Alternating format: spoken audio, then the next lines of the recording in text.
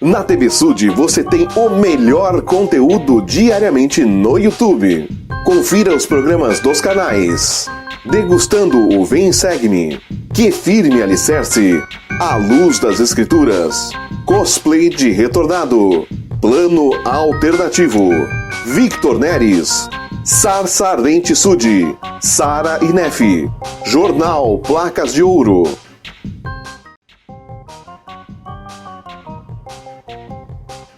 O canal TV Sud informa. As opiniões e respectivos conteúdos do programa a seguir são de responsabilidade exclusiva de seus produtores. Atenção! As falas ditas nesse programa são de inteira responsabilidade de seus participantes e não traduzem necessariamente as opiniões da Igreja de Jesus Cristo dos Santos dos Últimos Dias.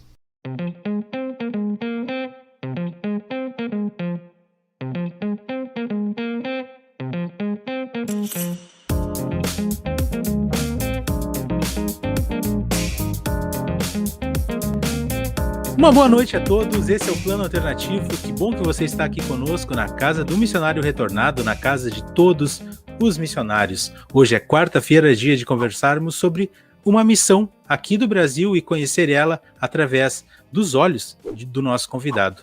Antes disso, é claro, saudando a Karen, que cada vez mais está fazendo parte aqui dos entrevistadores. É um caminho sem volta, o que parece. Então, Karen, uma boa noite para ti. O que nós temos para hoje? Boa noite, Cris. Boa noite, pessoal. Então, hoje a gente vai entrevistar Anderson Zampieron dos Santos, que serviu de novembro de 2013 a outubro de 2015 na missão Brasil-Brasília. Boa noite, Anderson. Seja muito bem-vindo. Boa noite. Um prazer aí estar participando com vocês. E vamos ver as perguntas aí. É isso aí. Bom, a gente sempre começa lá no princípio para poder entender como foi a vida do missionário, né? Antes da missão. A gente já soube que tu não é um filho do convênio, como dizem, né? Tu não nasceu dentro do convênio. Tu é um converso. E conta para nós, então, como tu conheceu a igreja, com que idade tu tinha e qual foi a diferença que tu sentiu que te fez, além, claro, do testemunho, que te fez sentir vontade de ficar na igreja? Então, a minha história, basicamente, ela começou... tinha um pessoal do bairro que morava todo mundo ali bem próximo, e teve uma vez que a gente se reuniu, o pessoal todo, para dormir na casa de uma amiga. Então, na época, eu acho que eu tinha, uns 9 anos. Aí chegou no domingo, eu achei estranho, isso aí foi de sábado para domingo. Aí no domingo a mãe da moça pegou, nos acordou, e alguns jovens foram para casa, mas eu tinha ficado de ficar lá até o domingo final da tarde. Então eles falaram, a gente vai na igreja e tal, e eu fiquei pensando, igreja que vou lá conhecer, né? Aí eu peguei e fui. Eu lembro que eu fui na Princesa Isabel, né? Na época eu morava ali na Érico Veríssimo, ali próximo do Olímpico. Sim. E aí depois eu não tive mais contato com a igreja, né? Aí depois de um certo tempo a minha irmã começou a estudar em uma escola, e um dos melhores amigos dela era membro da igreja. Então, como a minha mãe trabalhava muito, essa irmã, como acho que viu minha mãe na saída, alguma coisa, que a minha mãe sempre chegava meio atrasada, assim, por causa do trabalho, muitas vezes a minha irmã ia para casa desse colega. A minha irmã, na época, acho que tinha entre 8 e 9 anos. Então, eu acho que a irmã fez aquela parte ali de serviço ao próximo e tal. E casualmente, um dia, quando a gente chegou lá, minha mãe acho que foi buscar minha irmã, e os missionários estavam lá. Aí começou todo esse processo, né? Porque na época também estávamos morando eu, minha mãe e minha irmã. Então, nós somos filhos de pais diferentes, eu e a minha irmã, né? Então, basicamente, sempre foi a minha mãe que nos criou, né? Então, aí a gente começou todo esse processo, né? De fazer noite familiar lá na casa da irmã Sônia. Aí os missionários começaram a ir na nossa casa. Então, aí começou todo o processo. Daí, em 27 de março de 2003, aí nós fomos batizados, né? Eu, minha mãe e minha irmã. Eu com 14 anos, a minha irmã com 9, e a minha mãe tinha 38, eu acho. Então foi basicamente esse aí o processo, né? Então durante esse tempo, assim, dos 14 anos, eu me batizei na ala 3. Então lá a gente foi muito bem recepcionado. Eu lembro do dia do batismo, era um dia que tinha muita gente na capela, e a gente já conhecia muita gente ali, porque a gente ficou acho que um mês indo para a igreja direto.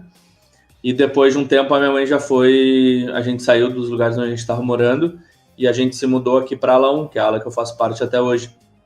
Então eu ainda encontro de vez em quando alguns guris que me ajudaram bastante na época do RM, que era se reunir para ficar virando a noite jogando videogame, comendo pizza, tomando refrigerante, essas coisas assim. Mas foram muito importantes, assim. Essa nossa transição de ala foi um pouco complicada, porque a minha mãe conseguiu um emprego e, como era muito longe de onde a gente morava, a minha mãe viu que o custo estava ficando muito elevado e tinha que cuidar de mim e da minha irmã. Então a gente alugou um apartamento do outro lado da rua do trabalho da minha mãe. Então, basicamente, foi mais ou menos por aí. Então, a gente ficou um tempo morando na ala 1 e frequentando a ala 3. Então, a gente fazia uma mão danada, assim, de descer, caminhar, ter que pegar um ônibus. E ônibus no domingo era horrível. Mas tudo isso porque a gente tinha medo de ir para uma ala nova, né? O pessoal falava, não, lá eu acho que o pessoal não vai recepcionar bem vocês e tal. Então, acho que eles tinham medo também que a gente perdesse o contato total com a igreja e falasse que a gente ia ir para a unidade e acabasse não indo, né? E se perdesse esse processo. Então, aí quando deu um tempo, a minha mãe... Eu encontrei um rapaz, que ele era da igreja, e ele começou a me levar, por exemplo, para o seminário, para as mutuais que tinham. Então, ele passava sempre, como ele passava bem na frente do meu prédio, a gente sempre acabava indo junto. Daí a gente começou... Da ala 1 mesmo. Da ala 1 mesmo, Aí a tia dele é uma amiga que a gente tem até hoje, então nos ajudou bastante assim nessa transição, porque a gente morava, 10 minutos caminhando da capela, era bem próximo, e a gente ficou um bom tempo indo para a ala 3, assim, com esse medo assim, de não ser bem recepcionado e tal, e a gente foi tão bem recepcionado que a gente está até hoje. Até hoje. Não, mas é um medo que a gente entende, né? Porque realmente as pessoas, a gente que serviu missão, a gente sabe que é uma coisa que acontece. O membro, ele se batiza e aí tem aquela integração bem forte com a ala, e quando tem que trocar de ala já não é a mesma coisa, sabe? Então é um medo que a gente até entende, acontece mesmo. E já que tocou no assunto, né? Pode ir. Não, o próprio missionário já não gosta muito de trocar de ala, porque ele se acostuma com aquela ala. Imagina uma família. Acho que não vai ser bem recepcionado. Os cordeirinhos que o cara tá carregando ali, e depois... eu vou deixar esses pessoal aqui com esses membros, que eu sei que eles são bons, né? Aí depois eu acho que também bateu muito medo da minha mãe também, porque como na época eu tinha 14 anos e a minha irmã tinha 9, de, por exemplo, poxa, eles já estão bem integrados aqui, vai que eu vou para lá e depois eles não queiram mais ir, porque pode acontecer alguma coisa que de repente eles não gostem, ou que a minha mãe não gostasse, e tal, fica esse medo assim, né, Mas e aí, aos 14 anos, que o adolescente, ele tá formando a personalidade de adolescente, né? Então, exatamente. A gente nunca sabe aonde vai levar, amizades e tudo. Então, tu se batizou ali com 14 anos, começou o seminário na ala 1. Que influência que os programas da igreja tiveram nessa tua trajetória até chegar na missão? Tu sabe que o seminário, assim, eu fui um pouco fubeca. Eu tô falando isso porque eu sou secretário também dos seminários e institutos aqui do Porto Alegre Norte, né? Então, o seminário, eu lembro que eu sou viciado em futebol, né? Eu gosto muito de jogar futebol. E, normalmente, depois das aulas do seminário, tinha o futebol. Só que o pessoal que não tinha o seminário, que na época era gurizadinha mais nova, assim, ou que era um pouco mais velha, então eu começava a escutar a bola quicando lá na quadra, eu já desligava totalmente, né? Eu já ficava vidrado só pensando, nossa, quando é que a gente vai treinar, que eu quero ir logo pro futebol. Então, do seminário mesmo, eu fiz 2 anos, né? Então, eu tive um tempo que eu não frequentei a igreja, com 23 anos, eu retornei de vez para a igreja, né? 22. Aí comecei todo o processo de retorno à igreja, de poder procurar ter um chamado, Aí o bispo começou a conversar comigo porque eu tinha idade para poder fazer uma missão de tempo integral, mas no início não era muito algo assim que eu pensava, né? Então, depois de um certo tempo, assim, os missionários de tempo integral, assim, eles tiveram um papel fundamental, assim, de acompanhamento, de participar os PIDES lá em casa. Então, como a minha mãe trabalhava e eu estava em casa com a minha irmã, eles sempre iam para lá no PIDE, a gente fazia almoço, fazia sobremesa, ia jogar futebol. A gente tinha uma vida, assim, muito missionária. Então, isso me ajudou demais porque... para mim, depois eu fiquei pensando, poxa, eu consigo ter uma vida feliz, eu vejo os missionários felizes ali, e eu ficava muito triste quando eles eram transferidos também, porque a gente criava um vínculo muito forte, porque eu sei que o Peter tinha muito missionário que queria ficar dormindo, então pelo companheiro já estar integrado com a gente, ele tinha que ir lá para casa, e aos poucos a gente já quebrava o gelo. Então eu entrei mais ou menos nessa parte, porque o que me ajudou muito a permanecer firme na igreja, com 22 anos, assim, foi o Instituto. Porque do Instituto lá, depois eu comecei a cuidar dos futebol, aí eu participei do conselho estudantil, e ele fez uma diferença muito grande, porque daí eu fazia a classe de preparação missionária, assistia quase todos os horários, presencialmente, porque eu não trabalhava na época, estava me preparando para a missão. Então, para mim, eu fui para a missão com 25 anos, né? Então, quase no limite ali. E, foi ali já. Então, o Instituto, assim, tanto o seminário eu tive uma ótima professora, que foi a Dani Sorrentino, e ela fazia de tudo, assim, pela gente, até fico pensando, assim, que de repente acho que eu fui um pouco ingrato, assim, de toda a atenção que ela dava, e eu muitas vezes ficava pensando em relação ao futebol, será que vai ter comida e tal, atividade, tal, e se não tivesse, já não achava que era a mesma coisa, mas depois de um certo tempo, assim, eu via o sacrifício que ela fazia pela gente ali, por mim e pelos meus amigos ali, e muitos de nós, assim, a gente se encontra de vez em quando e a gente comenta sobre experiências que a gente teve utilizando o seminário, assim, mas eu também não acho legal ficar falando que, não, o seminário foi muito bom e tal, sendo que eu não na época, assim, não entendia claro. Tão bem, né? Mas é que é um processo, né, cara? Não dá pra gente cobrar do jovem também uma maturidade que tu tem agora, né? Com teus 20, Exatamente. 30, 40 anos, sei lá. Mas é bom que agora tu adulto consegue reconhecer isso. Eu acho, pra mim, acho que é o que importa. E, bom, professor, a função dele é aguentar o aluno mesmo. Coitados, professor, vamos pro céu mesmo. Deixa eu te falar outra coisa que eu queria comentar contigo do que tu falou, que eu achei bem interessante, é que muitas vezes o missionário ele não consegue ver o quanto ele pode fazer um bem na vida dos membros, especialmente de um membro que está... Não, nem especialmente, mas tanto do membro que está se reativando, quanto do membro que já é firme. Esse tipo de contato ajuda muito, influencia, a ponto, inclusive, por exemplo, de tu ir servir uma missão, né, cara? Pô, eu quero ser que nem esses caras aqui, porque eles me mostram que não é só passar 2 anos andando, o cara pode ser feliz, o cara pode se divertir e com a vontade de Pai Celestial ainda ajudar algumas pessoas. Cara, eu acho fantástico isso. Porque as experiências assim que a gente tinha na época, que muitos dos meus amigos estavam indo para a missão, né? E tinham alguns que estavam se preparando depois de mim, que eles estavam um pouco fracos, assim, então, de ter levado eles para o instituto, de ajudar eles a frequência até na igreja, né? Porque muitas vezes eles iam muito assim mais por causa dos pais, e então a missão assim não era algo que despertava assim o sentimento neles de, poxa, eu vou para a missão que nem tu comentou, porque eu quero ser top que nem esses caras são bem bacanas. Então aqui na ala chegou uma época que só a nossa unidade a minha irmã foi a 14ª missionária da ala. Ao mesmo tempo? Ao mesmo tempo. Pô, então, era muita, né? Gente indo, porque foi tipo assim, foi uma leva de gurizadas que tipo um foi puxando o outro, sabe? Uma geração. Então, exatamente. Então bacana. O pessoal foi indo e a gente ia se falando por e-mail e tal. Então foi uma época assim bem legal, porque agora depois de ter feito missão tudo, a gente vê que realmente o PIDE, a gente encara ele de uma maneira diferente por ser um dia de descanso, um dia de preparação, mas ele não deixa de fazer parte da tua missão, tu não deixa de ser um missionário por causa disso. Exato. Então eu não gostava, por exemplo, de ficar dormindo no PIDE, eu gostava de sair para visitar os lugares, se tivesse que ir ao almoço na casa de um membro, de algum pesquisador, eu não gostava de ficar em casa, sabe? Eu gostava de repente, dar uma dormidinha de tarde, mas meu PIDE, assim, quando eu ficava o dia todo em casa, por motivo de força maior, assim, não era um PIDE, assim, que eu aproveitava muito, assim. E vamos combinar também que dormir de tarde não dá aquele descanso também, né, cara? É só tu passar um tempo dormindo, só isso.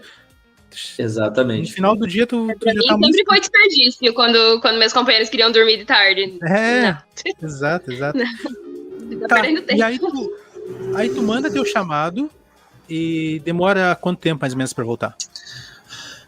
Aí teve um serão na ala 3, que foi um serão do Moroni Torga, que foi bem legal, assim, reuniu, acho que foi mil e poucas pessoas.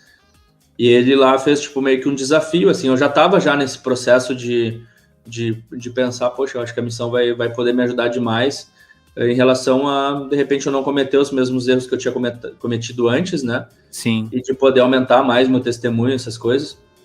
Então, daí ele teve aquele serão e foi muito legal. Então, ele utilizou algumas escrituras, assim, que foram muito... certeiras, assim, no que eu estava passando, no que eu poderia fazer na missão.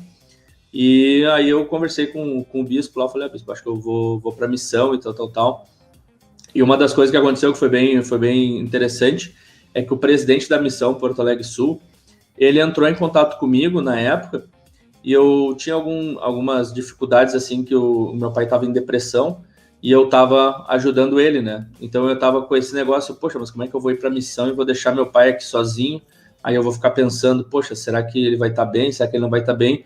Aí eu fiquei pensando, eu até posso ir, mas eu vou estar pensando mais aqui do que na missão, assim. Aí Dois corações, né? Exatamente. Aí o presidente da missão, ele me chamou para conversar um dia, ele falou, olha, o que está te impedindo de ir para a missão e tal? Aí eu falei, olha, tá acontecendo isso, por causa do meu pai, papapá. Aí aconteceu uma coisa muito louca, que ele falou assim pra mim, então tu já jejuou em relação a isso? Aí eu realmente não tinha jejuado, assim, com esse propósito, né? Porque era basicamente, tipo assim, deixa teu pai de lado, né? Não vou jejuar por alguma coisa, tipo, escanteia teu pai, vai pra missão, sabe? Aí a gente jejuou naquela semana, e foi muito engraçado, porque o meu pai tem um irmão que estava morando em Santa Catarina, que trabalhava lá no Banrisul, e eu fazia muitos anos que eu não falava com esse meu tio. E no outro dia de manhã eu acordo com uma ligação pro meu telefone de casa do meu tio. E aí, ligando aí, Anderson, como é que estão as coisas, tal, aí papapá. Aí eu fiquei, tio, as coisas estão bem. E ele falou, como é que tá teu pai? E eu falei, o pai tá bem. E ele falou, o que tu tá fazendo na tua vida? Eu falei, olha, eu não tô estudando agora, mas eu tô querendo fazer uma missão pela igreja e tal. Mas como eu tô com essa situação aqui com o pai aqui, eu tô vendo como é que eu vou fazer. Dele, mas qual é a situação? Aí eu falei, não, que ele não tá conseguindo trabalho, tal. Aí ele pegou e comentou, ele falou, olha, Anderson, então fazer o seguinte, se é importante para ti essa missão, vai para lá, porque daí eu ajudo teu pai aqui com as coisas, tal. Aí ali eu fiquei pensando, poxa, uma pessoa que não tem nada a ver com, entre aspas, com a minha vida, né, que nem me preside, que é o presidente da missão, ele se importou naquele momento, nós éramos da mesma unidade, então eu não sei se de repente a liderança entrou em contato com ele, ou minha mãe, mas eu achei super importante, assim, porque a gente sabe que o presidente da missão, ele tem N responsabilidades. É verdade. E ele ter chamado um jovem ali para conversar sobre alguma coisa que de repente estava faltando, e por aquele jejum ali deu tudo certo, porque daí eu fui muito mais tranquilo, e aí pude para a missão ficar bem tranquilo. Pô, que legal, cara, que legal mesmo saber disso aí, e ver como o senhor, ele espera às vezes só um pequeno passo de fé, né? E aí depois ele vai lá e abre o caminho pra gente. Que legal, que bacana mesmo. Não, sim, é incrível como o Senhor age nas nossas vidas, principalmente nesse momento que é tão importante para os jovens estar indo para a missão, de colocar outras pessoas naquele momento só para empurrar a gente, vai. Não precisa, tu não vai ser tão útil aqui como vai ser lá. Entende? Então é incrível como o Senhor age nessas maneiras, porque ele sempre encontra a maneira de fazer a gente escolher o melhor para nós naquele momento. É bem legal. E uma das coisas que foi importante assim do presidente da missão é que a gente tinha um vínculo bem legal, que eu era conselheiro dos rapazes dos filhos dele. Então a gente ia em jogo de futebol junto, jogos do Grêmio, assim, ele é bem gremista, então a gente ia junto e tal. Então basicamente não foi uma pessoa estranha querendo saber, de repente só por saber o que eu estava passando, mas foi uma pessoa que eu já tinha um determinado contato e naquele momento ali ele sentiu que ele tinha que me acompanhar em relação a isso, sabe? Então eu sou muito grato a ele, assim, por ter se preocupado, né, comigo. Legal. Imagina. E aí tu recebe a tua carta, né, com a tua missão, Missão Brasília. Qual é a reação que tu tem, cara? Olha, no vídeo foi bem engraçado, porque a gente um vídeo? reuniu. Eu tenho que ver se eu ainda tenho esse vídeo, mas eu acho que a minha irmã tem, que ela gravou na época. Opa. Mas foi bem... eu recebi o chamado, eu acho que demorou 3 semanas e 2 dias, foi bem rápido na época. Só que era para eu sair em 100 dias. E eu já fiquei pensando, puxa, cara, vou ter que ficar todo esse tempo em casa. Eu já queria pegar e ir para a missão de uma vez. E aí foi basicamente isso. Daí no vídeo, quando eu abro, o pessoal normalmente fica lendo, né? E todo mundo lá em casa, quando a gente se reuniu, estava esperando que eu fosse ler.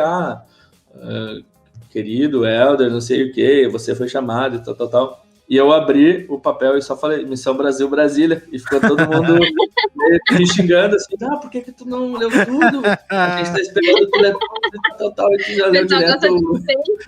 O pessoal gosta de suspense. Mas foi bem legal, assim, porque eu tinha alguns lugares que eu não gostaria de ir.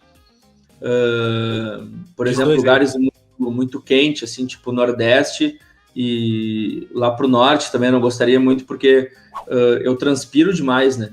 Então eu fiquei pensando, poxa, imagina só, eu vou ter que tomar uns 15 banhos por dia, porque é muito quente e tal. E Brasília é seco. E Brasília é muito seco, e eu pensava assim, poxa, São Paulo deve ser um lugar muito bom de tu servir, porque a igreja é muito organizada lá e tal, os membros apoiam bastante. Então eu ficava pensando, tem muita missão em São Paulo, então daqui a pouco eu vou para São Paulo. E quando eu abri, que eu vi Brasília, eu fiquei pensando, é um lugar bem... Eu nunca tinha pensado em ir para lá, então para mim assim foi tranquilo. E quando eu pensei, é seco, aí já me deixou mais confortado ainda. Como que foi pra ti ali, primeiro dia no CTM? Quando chegou no CTM, conta pra gente como foi essa experiência. Então, quantos dias tu chegou a ficar? 12 ou 19? Eu fiquei 12. 12. Mas já não tava mais aguentando já, assim. Quando eu comecei a gostar do CTM, assim, a gente saiu. Mas o pessoal comprou a minha passagem para muito cedo. Então, por exemplo, 5 horas da manhã eu tinha que estar no aeroporto. Então, a gente meio que reuniu o pessoal, assim, e a gente meio que fez uma caravana, assim, e foi lá pro aeroporto. Então, eu cheguei em São Paulo, era muito cedo. E, tipo, tu chega lá e tu tem que ficar esperando todo mundo chegar. Então, tava chegando o pessoal de Nordeste, o pessoal do Sul. Isso é uma outra coisa. Eu fiquei procurando um montão de gente que fosse no mesmo dia que eu. E eu fiquei, procurei, todo mundo ia ou antes ou depois. E o meu maior medo era ir sozinho no aeroporto, porque eu nunca tinha viajado de avião sozinho. E eu fiquei pensando, cara, se eu me perder lá, eu não vou ter celular, eu não vou ter nada, eu vou ficar muito preocupado. Aí, procurei por tudo, não achei. Aí, quando eu cheguei no aeroporto de manhã no embarque, tinha um rapaz de Santa Maria que estava indo para a mesma missão que eu. Então, a gente foi junto lá, ele ficou me tranquilizando, assim, tipo, não, a gente vai junto e tal, não te preocupa.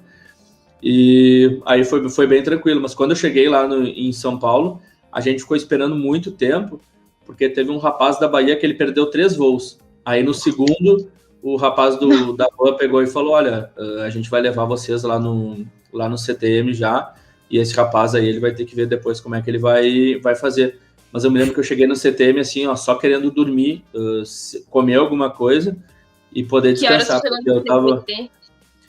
aquele dia eu acho que eu cheguei, era próximo das 2, 3 da tarde. Então, nossa! Ficou das 6h30 até... Porque eu fui um dos primeiros a chegar, então tinha que a cada tempo. O bom é que ia chegando gente diferente, a gente já ia conversando, né? E tinha o pessoal que eu já tinha mais ou menos um contato antes. do Facebook pra, tipo, que legal que tu tá aí, papapá. Ele já se conhecia por ter falado pelo Facebook, né? Mas, cara, a gente chegou muito tarde no CTM e o cara lá da Bahia, lá, ele foi chegar era quase de noite lá. Não, dava tempo de fazer dupla, fazer proselitismo e ir pro CTM depois. Daí a gente teve que ficar em trio, né? Porque ele não chegou, aí o companheiro não podia ficar sozinho. Aí mais de noite ele chegou lá e eu fiquei com o meu companheiro daí. Que loucura. Tá, legal. Tá, e aí, o CTM foi tranquilo pra ti? O CTM foi muito tranquilo, assim. Só tava com vontade de sair logo. É que eu nunca fui muito, assim, de horário para as coisas, né? Eu sempre gostei de fazer as coisas no meu tempo. Então, lá no CTM, tu tinha horário para tudo. Então, por exemplo, no domingo, eu lembro que no domingo era o único dia que tu podia dar uma dormida de tarde, um pouquinho descansado. Dar uma descansada, né? E o meu companheiro, alguém bateu lá na porta, dizendo, a gente vai ter um coral e tal. Tem alguém que toca piano, e meu companheiro tocava piano, tu acredita? Então, a gente teve que ir pro coral lá, bem no horário do sono, assim, que dava para descansar um pouco. Aí eu fiquei pensando, eu sou azarado mesmo, mas daí eu ia, participava do coral e tal, mas não porque eu queria, né? Porque eu não podia ficar sozinho e ele também não. Então eu tive que participar lá do coral e depois de noite era devocional, então tinha horário para tudo. Mas depois de um certo tempo, assim, quando tu começa a te ambientar com os horários, é um local perfeito, se tu for parar para ver, né? Porque tu tem os instrutores lá que se preocupam contigo, assim, como se fossem teus presentes de missão, né? Então, qualquer dúvida que tu tem, eles vão procurar te responder de uma maneira que tu compreenda. Não é que nem, por exemplo, os professores da faculdade que tu pergunta uma coisa, os caras entram e montam de história e tal, e termina que tu não entende nada do que a pessoa falou e tu só, basicamente, perdeu tempo. Então, com eles, assim, meus instrutores foram muito bons.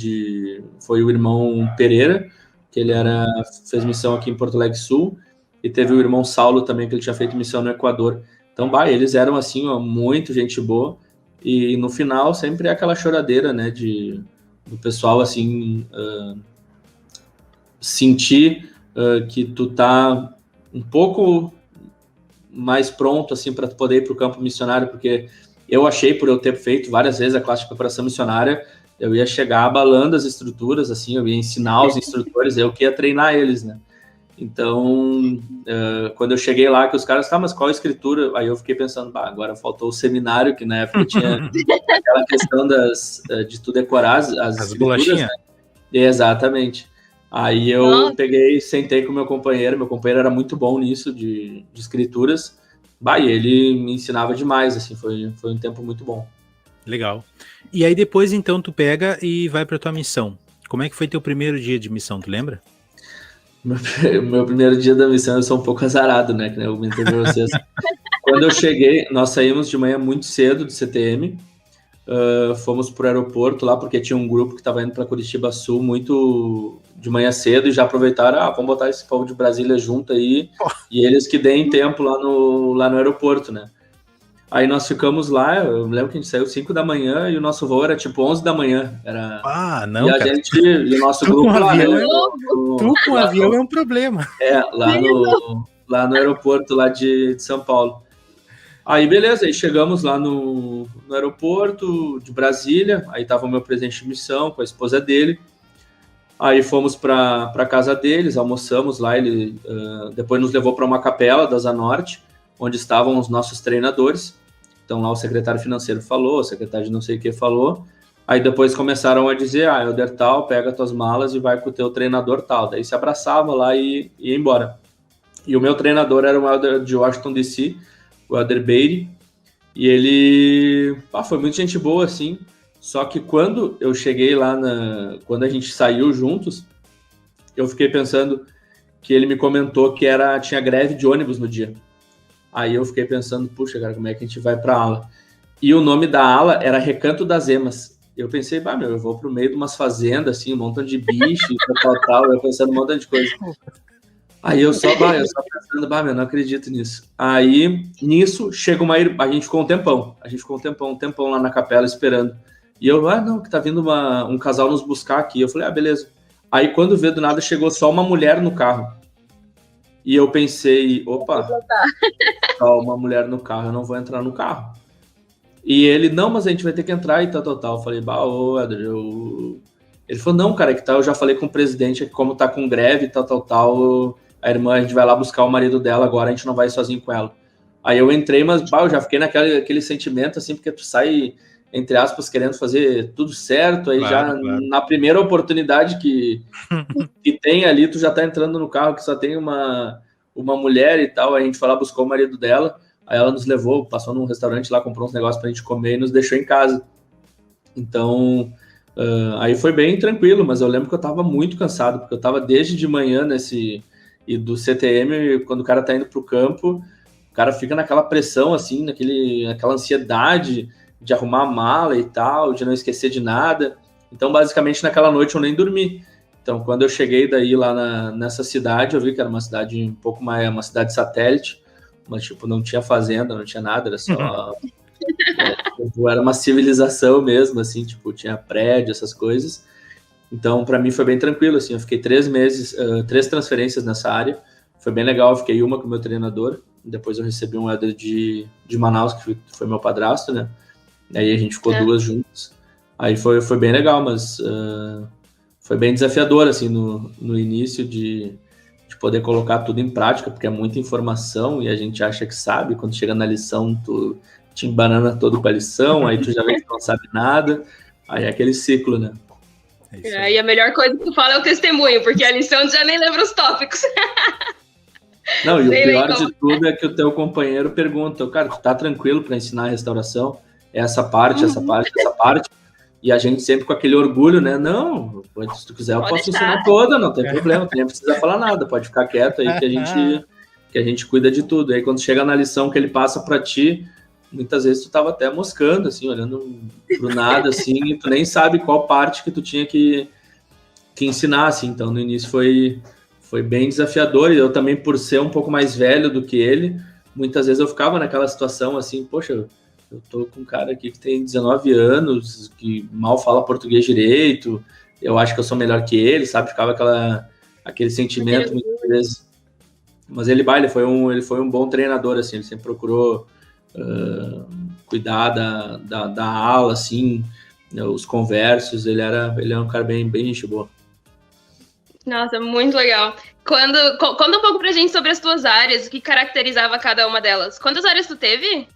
Eu tive 6 áreas. 6 áreas, e bastante?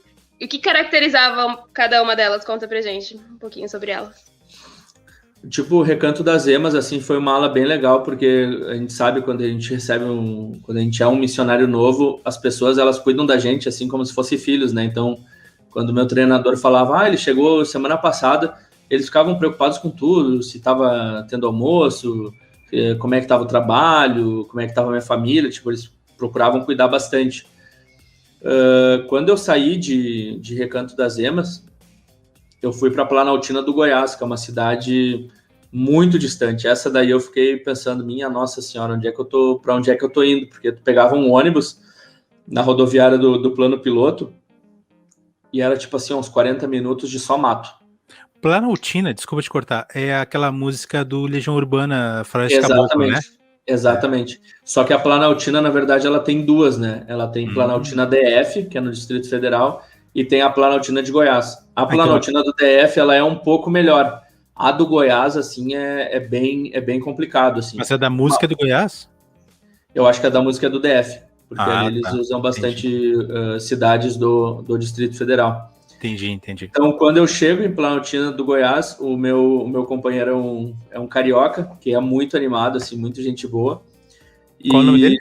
É o Dre Vieira. Ele era lá de Realengo. Então, até uns tempos atrás, eu fui com a minha esposa para o Rio de Janeiro, a gente fez questão de se encontrar com ele, sempre para comer com ele e tal. Ele é muito divertido, muito gente boa. E quando eu soube que eu ia ser companheiro dele, muitos elders vieram para falar comigo, tipo assim, nossa, cara, tu tá ficando com um companheiro muito complicado, esse cara é difícil e tal. E eu fiquei pensando assim, para eles estarem falando alguma coisa assim, esse cara, ele não deve ser tudo isso aí, sabe? E eu lembro que ele veio, me abraçou e tal, me ajudou a carregar minha mala, assim, um cara super prestativo. E eu lembro que aí a gente chegou na área. Essa irmã que me buscou na Asa Norte, ela era muito gente boa. Então ela nos levou, nos deixou na rodoviária do Plano Piloto com o marido dela. com as minhas malas, tudo, e ela ficou muito preocupada de, poxa, tu tá indo para um lugar muito perigoso, tal, então tu fica com o meu telefone, que qualquer coisa, eu e o Felipe, que era o marido dela, a gente te busca, a gente te ajuda e tal, ela era bem mãezona. E, a gente pegou, foi para lá, e o único defeito dele, assim, é que ele gostava das coisas muito limpas. Então, alguns missionários não gostavam muito, exatamente, então ele gostava sempre de, quando a gente chegava em casa à noite, ele gostava de passar um pano no chão. Aí a única coisa que ele pedia para mim, ele falava, Helder, será que tu pode tirar os sapatos do chão para eu passar o pano? Eu ficava pensando, cara, é óbvio. Então ele cozinhava pra gente no PIDE, ele lavava nossas roupas, ele era tipo a minha mãe, assim, no... Trio organizado. Né? E o pessoal gostava muito dele por causa disso. Então ele foi um dos caras, assim, a gente tem aquela transferência de 5 semanas, né? Então eu fiquei 5 semanas com ele, e eu achei estranho, porque daí a gente trabalhou demais naquela cidade, porque aquela cidade quase não tinha prédio, era uma cidade bem horizontal, então, tipo, tinha muita gente nativa que a gente estava conseguindo visitar. Ele era um cara extremamente trabalhador, ele não gostava de ficar em casa, de ficar na casa dos membros. Ele era ele me ajudou muito, assim, em relação a essa questão do trabalho, assim, que muitas vezes o meu treinador, ele falava, não, mas é que tem uns horários que são um pouco mais... difíceis? Mais difíceis, tal. Então, esses horários, de repente, a gente vai mais na casa dos membros e tal. E eu ficava pensando, não é ruim eu ir na casa do membro, né? É melhor do que eu ficar em casa dormindo. Claro. Mas com o Vieira, assim, a gente fez um levantamento de todo... Porque lá em Brasília é tudo muito setorizado, né? Então, por exemplo, lá tinha o setor norte, sul, leste, oeste. Então, a gente dividiu por setores e cada dia a gente, começo da tarde, ia para um setor para fazer essa atualização de registros, assim, de ver famílias, tal. Então, com ele, assim, foi muito bom. E quando era chegou na transferência... Né? Então, quando chegou no final da transferência, eu achei que eu ia ficar mais uma com ele, que ele só tava uma na área. Aí, quando veio do nada, o presidente pegou e falou, Helder, Aí falaram lá na transferência lá que eu ia ser transferido. Aí eu fui para uma região... Eu fui transferido. Aí, quando eu fui transferido para Águas Claras, que é uma área bem nova, assim, que tem lá em Brasília. Quando vocês passam de avião por cima, é um lugar onde tem muitos prédios que foram construídos ali. Então, é uma área um pouco nova e é bem rica. Então, para mim, já foi, tipo, da parte bem pobre para a parte bem rica.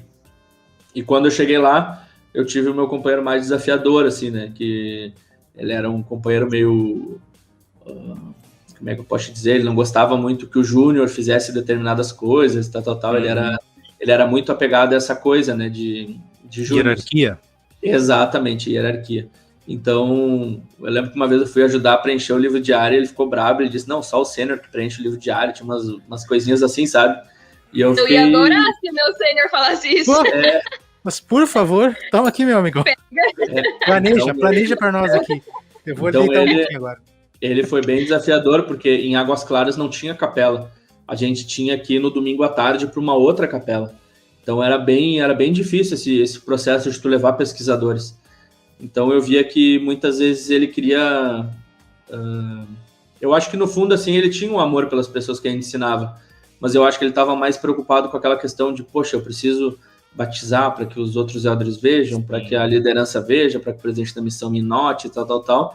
E o meu presidente de missão, o primeiro, que era do Paraná, o Gerner, ele não era muito ligado nessa questão de números, sabe? Ele gostava mais assim, tipo, poxa, se tu é um elder obediente e eu tô te entrevistando e eu tô vendo que tu tá trabalhando, que tu tá procurando fazer as coisas, tipo, tu é um bom missionário para mim. O batismo, assim, com ele, assim, não era algo diferencial, assim, para, sei lá, tu ocupar algum cargo de liderança, assim, na missão. E com esse missionário, ele tinha essa questão muito dos números, dessa questão da hierarquia. Então, com ele foi bem difícil essa transferência. Aí, no final da transferência, um amigo meu, que na época era o nosso líder de zona, que ele era aqui de São Borja, ele me ligou e falou, olha, como aí é uma área muito rica e umas sisters acabaram sendo assaltadas numa unidade, o presidente ele vai tirar vocês daí e vai botar sisters, porque como é uma área que já está bem desenvolvida e tal, acho que as sisters vão poder fazer um trabalho bacana. Aí, lá fui eu ser transferido de novo, né? Não, tu não criava raiz em lugar nenhum. Não, só na minha primeira área que eu fiquei 3 transferências. Aí, beleza. Aí a gente pegou, arrumou as nossas coisas, arrumou toda a casa e fui para a capela. Quando eu fui para a capela, eu fui transferido para Braslândia, que é tipo bem divisa com Águas Lindas, que é onde lá acharam o Lázaro, lá, Águas Lindas de Goiás, lá, aquela cidade. Então Verdade. é bem na divisa. Então eu fiquei uma transferência em Braslândia. Então Braslândia foi muito bom. Eu fiquei uma lá. Aí, só que daí teve um caso que foi bem engraçado, assim. Eu peguei e cheguei em Braslândia, nós éramos em 4 missionários, a outra dupla, um Éder de Arapiraca estava treinando um do Peru, e eu estava com o meu companheiro de São Paulo, que era muito gente boa do Nascimento. Então, a gente conseguiu fazer um trabalho bem bacana e tal, e nisso teve a troca de presente de missão. E quando teve a troca de presente de missão, eles normalmente entrevistam os missionários e perguntam, o que tu espera da missão e tal. E eu falei para ele, olha, cara, eu quero ficar numa área, eu tô me focando e tal. Aí ele pegou e anotou isso aí no caderno dele.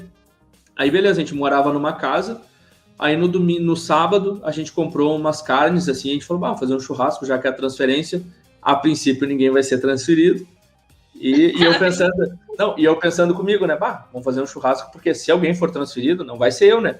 Eu fui o primeiro eu fui o último a chegar. Tem gente que já tá aqui há 2 transferências, então vai dar certo. Quando chegou a transferência, o líder de distrito que estava treinando esse boliviano, ele atendeu assim e falou, tá, quem é que vai ser transferido? Aí o líder de distrito falou, não pode ser, acho que tá errado. E a gente tava esperando. E eu pensando, acho que deve ter transferido ele. Aí quando veio do nada, ele, não, beleza, então eu vou avisar ele. E eu não tinha, assim, minhas roupas estavam uma bagunça. Eu não tinha, assim, Tu jamais tinha certeza que ia ficar. Eu tinha certeza que eu ia ficar, não ia o que fazer. Aí quando vê, ele pegou e desligou o telefone e falou, cara, vocês não vão acreditar. E eu só pensando, os 3 vão ser transferidos e eu vou ficar, né? Eu era o intransferível, né? Aí ele pegou e falou, só o Helder Zampiero foi transferido. Só tu, cara, sabe assim, eu fiquei muito brabo. E o meu companheiro de São Paulo, ele pegou e falou o seguinte, não, eu vou ligar pro presidente da missão para ver o que houve, porque, cara, a gente tá fazendo um trabalho bom aqui, tal. Aí, beleza. Cara, tu acredita que eu peguei o telefone e liguei pro presidente da missão para tirar a satisfação dele, porque que ele me transferiu? Ousado? Eu fico pensando, algumas vezes presidente, eu comento... Como assim, presidente? Cara, eu comento de vez em quando com o pessoal para preparação missionária, que eu tive a audácia de ligar para o presidente da missão novo e perguntar. Aí eu liguei e falei, presidente, tudo bem? Aí ele, quem é? Eu falei, Helder Zampiero. Oi, Helder Zampiero, tudo bem? Eu falei, presidente, eu queria entender por que eu fui transferido.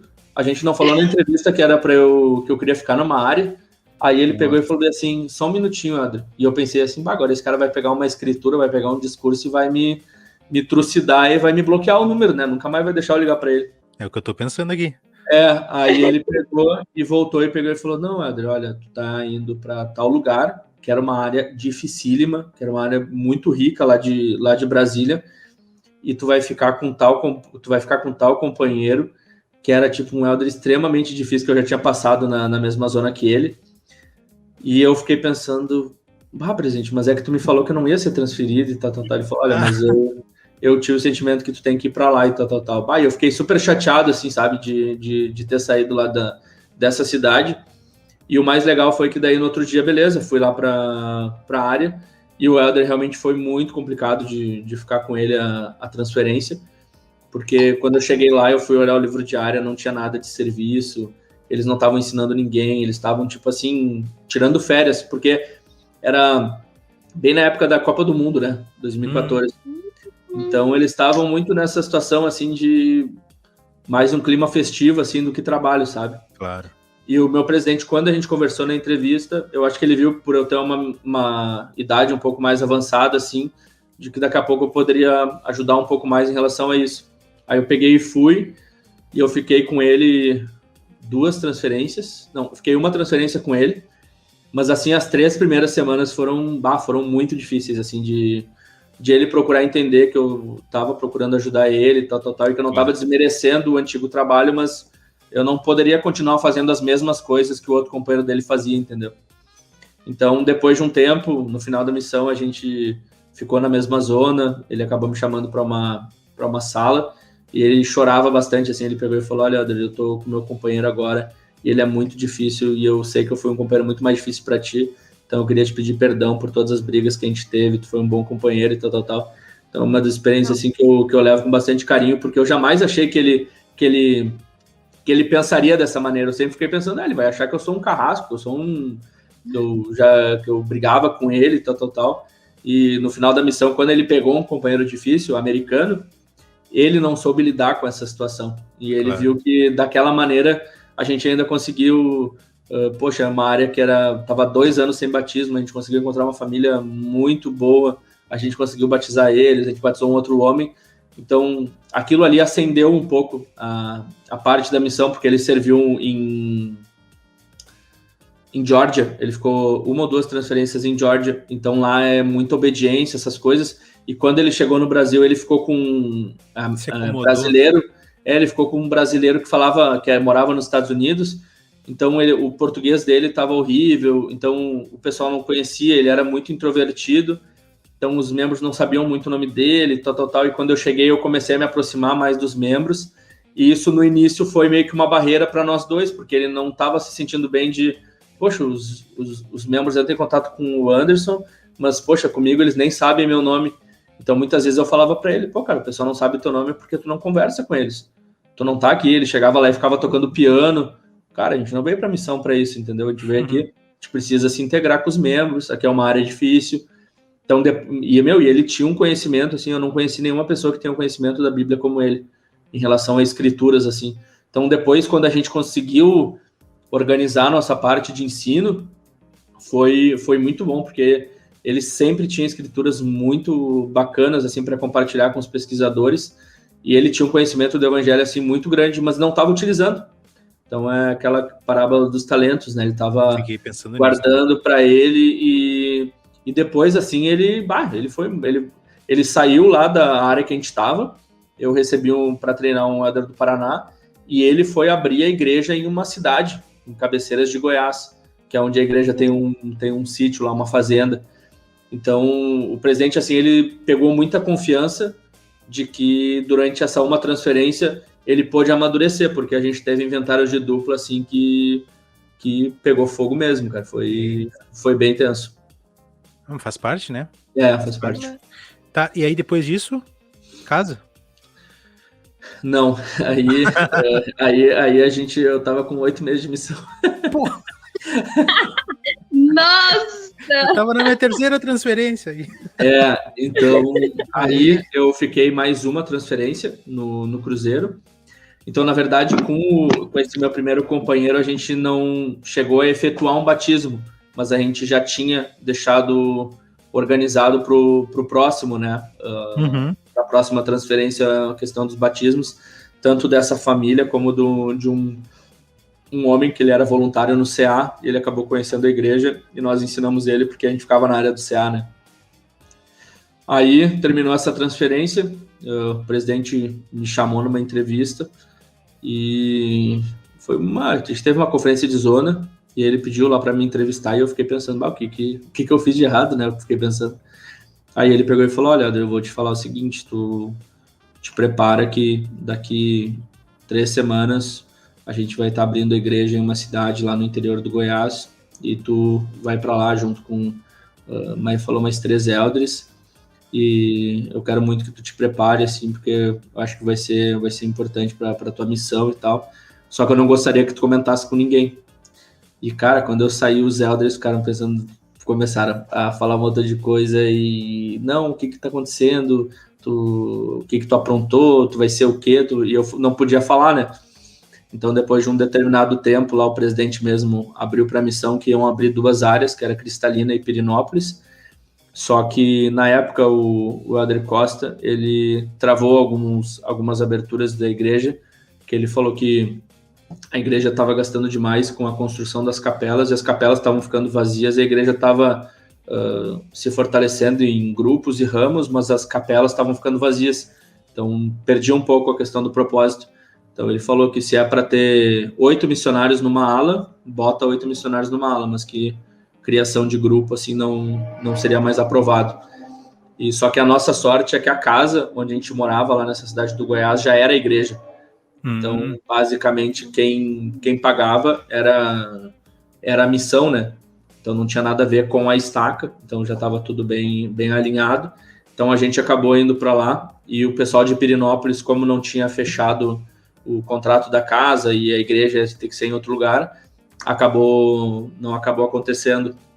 Então a gente ficou morando uma penca de missionários lá no apartamento do Cruzeiro e na Asa Sul, achando que ia sair essas duas áreas, e acabou só saindo a nossa, e a de Pirenópolis eles tiveram que ser realinhados lá em outras unidades. Aí nós fomos para lá, aí eu fiquei com o Elder Knight, terminei o treinamento dele, e eu fui também com o Elder, que foi eu tenho contato com ele até hoje, com o Elder Lente, que ele era assistente do presidente, ele foi para lá abrir área junto com o Elder Dias de São Paulo, e lá foi muito legal, assim, porque eu nunca tinha visto, né, de tu chegar num lugar, assim, onde vai acontecer a primeira reunião sacramental, onde os membros estão tão ansiosos pela abertura da igreja. Então eu fiquei 6 meses lá na primeira vez. Então aí depois eu fiquei com o Elder Vera, que é um chileno, e foi muito legal, assim, de ter conhecido as pessoas que a gente ensinou, as pessoas que a gente encontrou que estavam inativas na igreja, porque na cidade não tinha igreja, né? Então quando a gente começou a andar na rua, o pessoal começou a nos abordar: poxa, mas eu me batizei nessa igreja aí lá na Asa Norte em 1970, agora tem igreja aqui nessa cidade, e a gente começou a fazer todo esse trabalho. Então, para mim foi muito bom, assim, porque toda vez que eu vou para Brasília, eu sempre dou um jeito de dar um pulo lá nessa cidade, assim, porque eu tenho um carinho muito, muito grande com eles, eu tenho contato com alguns deles aqui. Até agora na pandemia veio uma moça que serviu missão de lá, veio aqui, ficou aqui em casa aqui na pandemia, ela fez missão aqui na Missão Porto Alegre Norte. Então, para mim, assim, foi uma diferença, assim, foi um gás, assim, que eu precisava na missão, porque eu fiquei 4 transferências naquela área. Então, pra ali mim, assim, tu criou raízes. Ali foi show de bola. Aí eu fiquei 4 transferências ali. Aí depois eu voltei para Braslândia. Fiquei 2 transferências em Braslândia, com o Elder Riquestle, que era de Natal do meu grupo. E depois eu fiquei com o Elder Peralta, que é um boliviano. Depois de um tempo eu voltei para Águas Claras e fiquei com o Elder Rogner, que é de São Paulo. E daí no final da missão eu soube que estava vindo um amigo meu aqui da Estaca lá para a missão. Aí eu conversei com o presidente para eu treinar ele no final da missão. Bacana. Aí o presidente falou: olha, acho que a princípio está tudo ok, mas não tinha me acertado as coisas. E aí ele foi para a missão, eu treinei ele, e eu fui treinar ele nessa cidade. Aí eu terminei a missão, eu fiquei 9 meses nessa cidade lá em Cristalina de Goiás. Aí eu treinei ele lá, depois eu terminei a missão, a minha mãe foi me buscar lá, aí ele continuou lá na cidade, ficou mais 1 ou 2 transferências, mas ele gostou bastante também. Então daí eu termino a missão, aí é isso aí, a missão parece bastante, né? Terminou treinando. Legal, bacana. E Anderson, conta pra gente então uma história engraçada que tu teve na missão e uma espiritual. Bom, a engraçada, quando nós estávamos nessa cidade lá em Cristalina de Goiás, eu estava com meu companheiro americano, o Elder Knight, e depois de um tempo o que era assistente do presidente, ele voltou para casa, ele terminou a missão, e o Elder de São Paulo, o Elder Dias, ele treinou o Elder Noyes, que tinha chego de missão recentemente. E os americanos, eles têm, tipo, aquele negócio que eles acham que, tipo, eles estão abalando as estruturas, assim, né? Quando eles ensinam, né? Que as pessoas prestam mais atenção por causa do sotaque deles e tal. E eles sempre falavam assim, quando a gente fazia alguma troca, né? Eles sempre falavam que a troca era melhor, que, nossa, foi um dia muito diferente e tal. Aí um dia eu falei era na época do Natal, aí eu falei pro Elder Dias, bom, Dias, vamos fazer o seguinte, vamos deixar os 2 americanos ficarem juntos, e vamos ficar eu e tu junto, e a gente vai ensinar algumas famílias que eu tenho aqui, e a gente pode fazer um pouco do teu planejamento, e vamos deixar eles procurando novos. Aí, beleza. Aí, eles foram lá, e eu e o Elder Dias fomos fazer nossos planejamentos. Aí, quando chegou a noite, a gente ligou para eles e falou: cara, onde é que vocês estão? Não, cara, olha, a gente tá saindo aqui de uma família, nossa, foi muito bom, tu não tem ideia, e tal, foi perfeito. E a gente, beleza, então a gente quer escutar a história lá em casa, né? Eles já estavam um pouco atrasados. E a gente já ficou um pouco preocupado, porque se acontecesse alguma coisa assim, entre aspas, a culpa ia ser nossa, né? Aí, beleza, eles chegaram lá, E eles começaram, daí o meu companheiro, né, que era o mais chatinho, assim, no caso, porque o outro não sabia muito bem falar português, assim, ele tava melhorando bastante, mas tava bem difícil. Aí quando veio, ele chegou e falou bem assim, não, olha, a gente entrou lá na casa da mulher, a mulher disse que vai aceitar ser batizada, ela tava lá com umas 30 pessoas na casa dela, eles gostaram muito da mensagem, a gente deixou uma mensagem muito espiritual lá para ela. Ele usou até um termo que até hoje eu lembro, para tu ver. Ele falou, eu nem sentia meus pés, parecia que eu tava voando quando eu tava falando, assim. Nossa, e eu fiquei pensando, 30 pessoas, então a gente vai, amanhã. Ele falou, tá, eu falei para ele, tá, quando é que tu marcou a lição? Não, marquei a lição para amanhã. Aí eu, beleza, amanhã eu vou lá contigo. Beleza. Aí no outro dia de manhã a gente se arrumou e fomos para lá. Quando a gente pegou e foi, chegamos lá na casa da mulher. Aí eu olhei, tipo, tinha umas 3 pessoas, assim, era ela, não, só tinha ela e o marido. E era uma veinha, assim, e lá é uma cidade, assim, que é bem católica. Então lá os padres, eles fizeram muitas coisas, assim, de creches, escolas e tal, então lá o pessoal é bem católico. Aí eu achei estranho, porque ela falou assim, não, pode entrar, pastor. E eu fiquei pensando, pastor, cara, mas... Pastor. Não, mas tudo bem, né? Aí a gente começou a conversar e tal... E o marido dela pegou e largou alguma coisa assim. Não, porque meu tio lá também é adventista e tal. E eu fiquei pensando, adventista, cara, uma coisa de errado aqui. Aí, beleza, daí eu peguei e falei, olha, mano, tudo bem? Eu sou o Éder tal, esse aqui é meu companheiro. Ela falou, ele veio aqui e tal, aqui em casa, só que a gente não conseguiu compreender muito o que ele tá falando, o que ele tava falando. Vocês são da igreja adventista, né? Aí eu, não, irmã, a gente é da igreja de Jesus Cristo, dos dias, tal. Aí ela, não, porque a gente não conseguiu entender muito o que ele estava falando, mas eles falaram que era de Jesus Cristo e tal. E eu só deixei eles basicamente falarem porque era da igreja adventista, que é o tio lá dele, era alguma coisa da igreja adventista. E, cara, na hora, assim, ó, quando a gente tava sentado na mesa, eu olhei pro meu... Aí eu só fiquei pensando, cara, quando a gente sair daqui eu vou te pegar, cara, porque criou todo um cenário, assim, como se fosse um cenário muito celestial, assim, e na verdade não era, sabe? Então aí a gente conversou lá, a mulher falou, olha, eu não quero nada com a igreja de vocês, vocês não são adventistas, vocês não são católicos, tal, e a gente nunca mais foi lá na casa da mulher.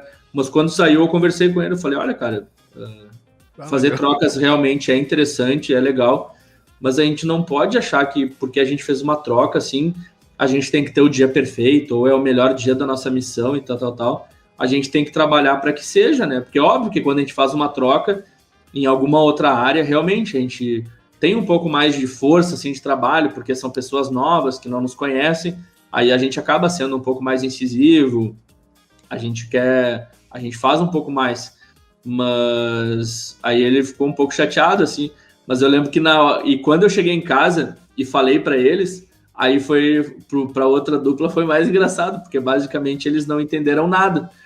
E uma outra que é engraçada, que é bem rapidinho, é que eles foram visitar uma família que eu já tinha falado para eles, olha, cara, cortem essa família, que essa família não quer nada. Eles nunca vão na igreja no domingo e eles podem. Quando chegou lá, eu cheguei em casa à noite, eles estavam muito bravos um com o outro.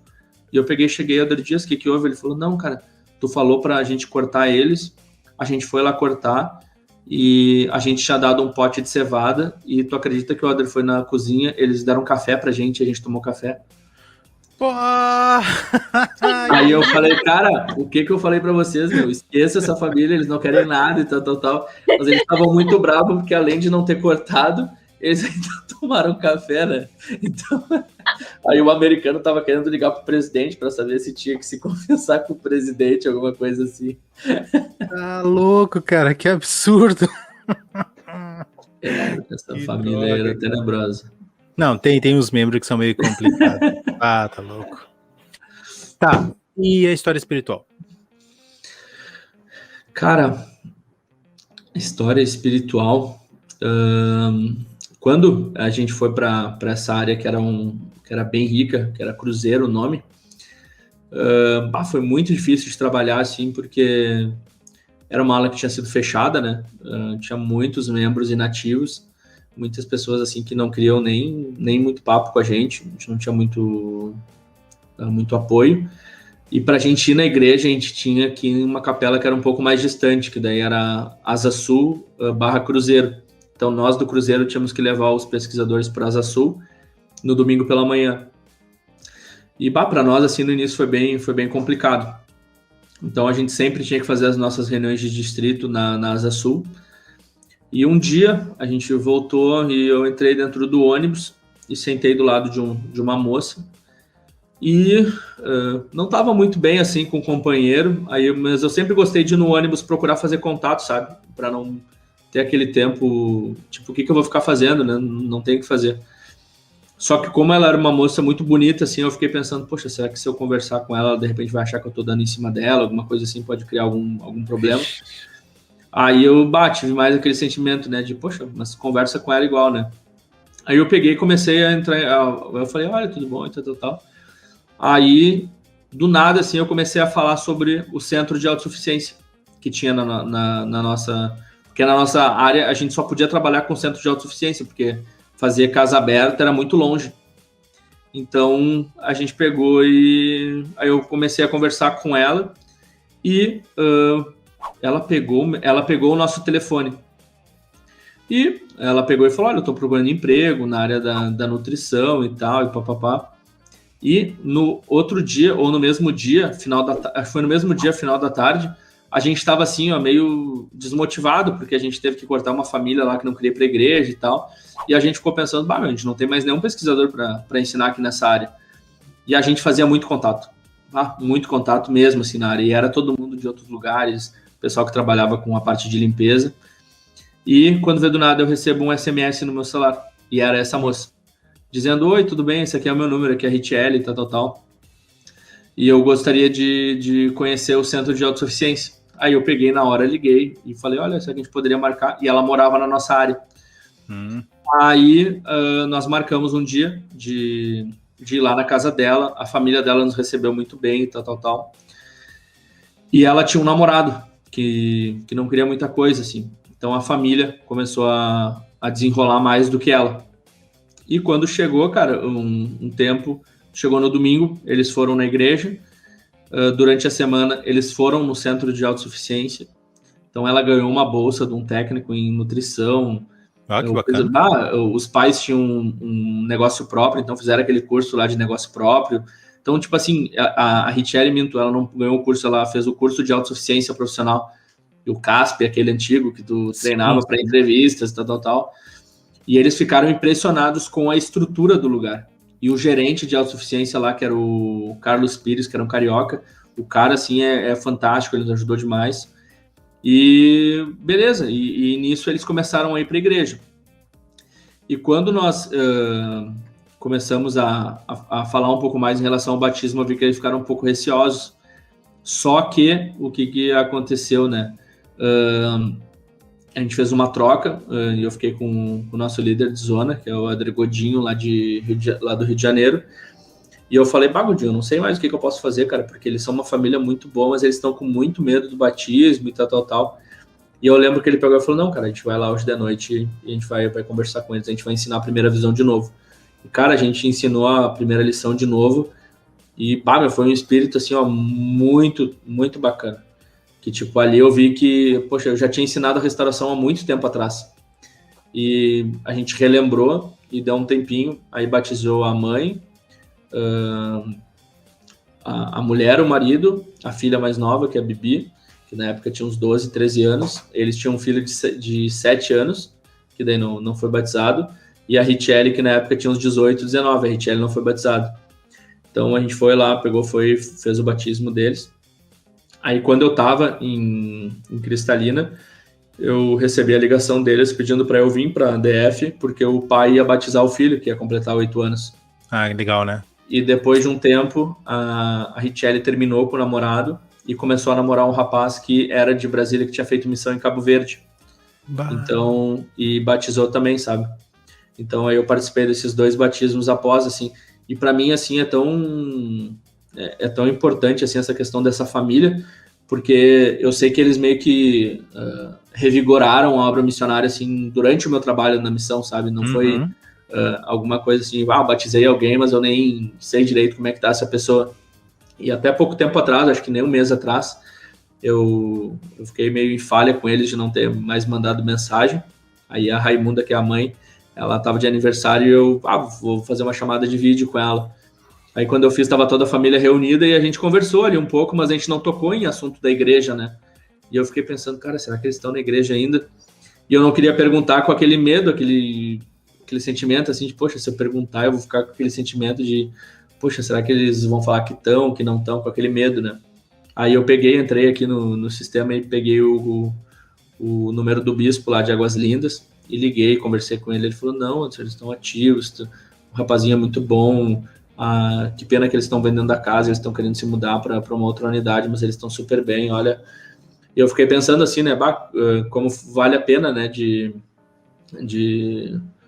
tu procurar manter o contato, assim, para tu não ficar com essa insegurança que eu fiquei em relação a eles.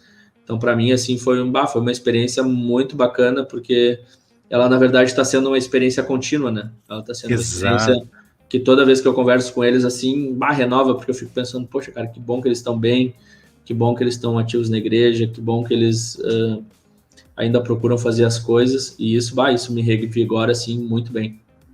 Eu ia comentar exatamente isso. Eu acho que esse é o ponto principal dessa história. Claro, talvez o ponto principal seja o batismo, né? Eles entrarem, mas esse ponto é importante, do elder poder entender lá, porque tu já tinha entendido isso lá, né? De, ao mesmo tempo que tu tá fazendo bem para a pessoa, é uma via de mão dupla. As pessoas estão te ajudando também, né? E quando tu enxerga a pessoa além do número, tu enxerga a pessoa como alguém que tá recebendo bênçãos por teu intermédio, tá recebendo bênçãos do Pai, tu te sente útil um pouquinho útil nessa obra, e isso ajuda nos dias difíceis, né? E que bom que tu teve essa capacidade de ligar, de manter o contato, mesmo que não é a mesma coisa que quando tu tava lá, de todo dia, de toda semana, tu passar 2, 3 vezes, mas tu manter um pouquinho o contato, porque aí depois eu volto no que eu tava falando. É uma via de mão dupla. Do mesmo jeito que tu te revigora, com certeza eles também recebem. Eles também. Né? Eles, lá o Elder ainda se importa comigo, ele tá preocupado comigo. Eu lembro também por que eu fui batizado, quem me batizou e tal, tudo mais. Então, é muito bacana isso, muito boa a tua história para fazer a gente pensar um pouco nesse aspecto também. Muito bem.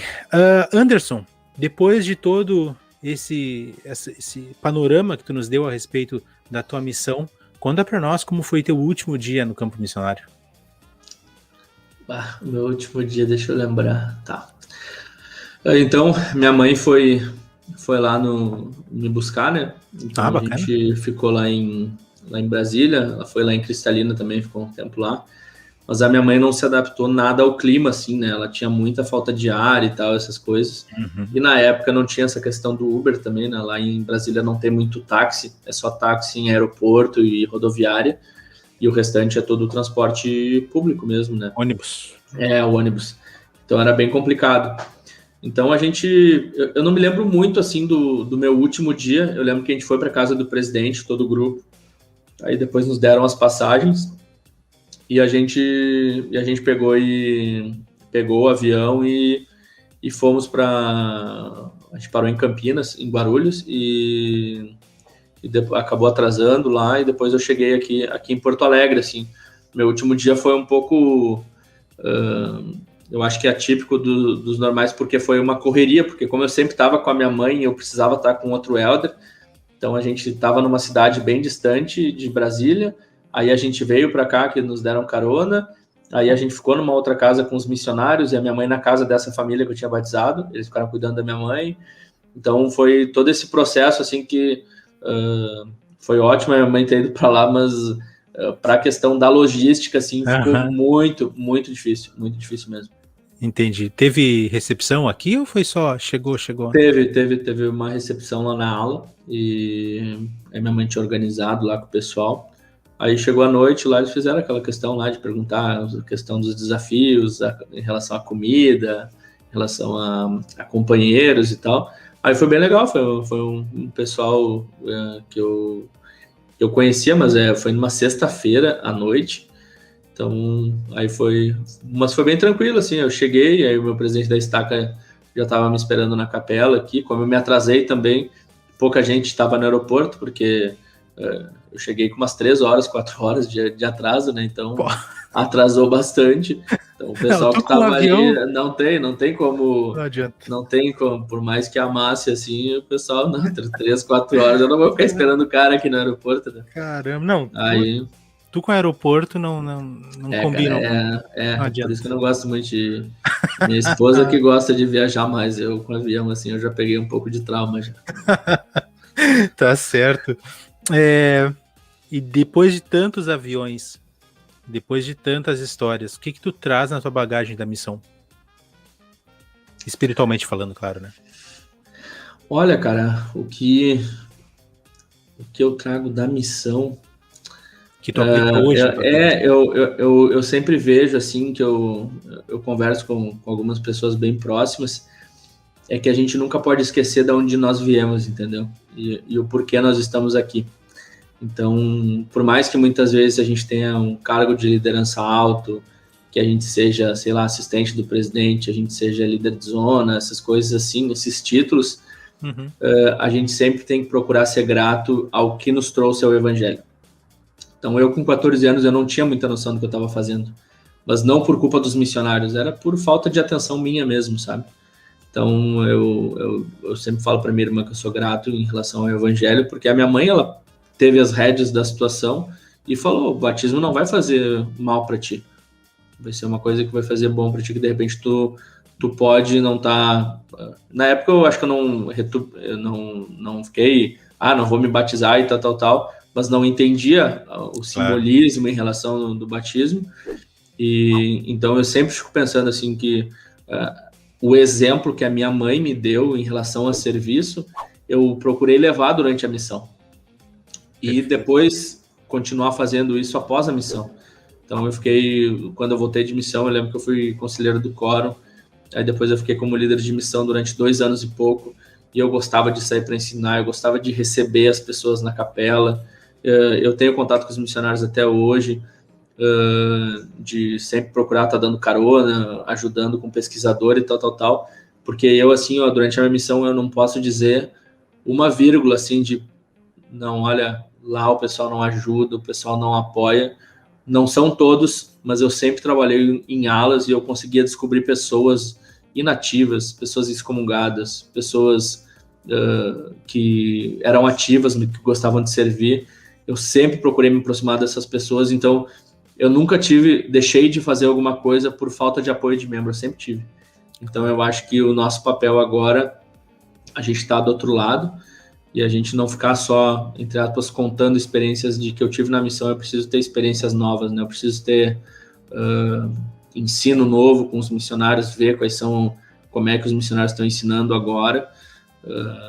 Então eu me cobro bastante isso, assim, de poder estar mais atuante na obra missionária. Hoje eu sou presidente do quórum aqui na ala, e eu tenho meu conselheiro que é responsável pela obra missionária, mas eu estou sempre em cima, assim, eu gosto de estar em contato. Quando tem almoço com as sisters, eu não gosto de mandar dinheiro, eu gosto de eu pegar e levar elas no restaurante. Então, participar da obra missionária, né? Exatamente, porque realmente é mais fácil. Mas eu gosto de saber isso, como é que estão os pesquisadores, como é que estão os batismos, como é que está a missão, como é que está fulano, tal. Aí tu procura ter um conhecimento maior, né?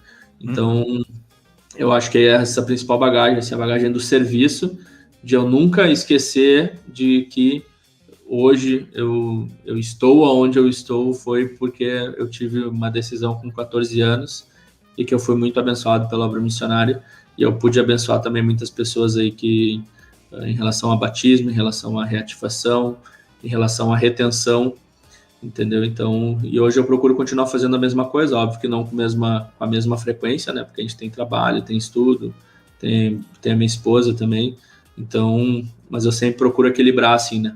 Claro, dentro das possibilidades. E também é importante lembrar que algum tempo atrás a gente estava lá do lado dos guris, né?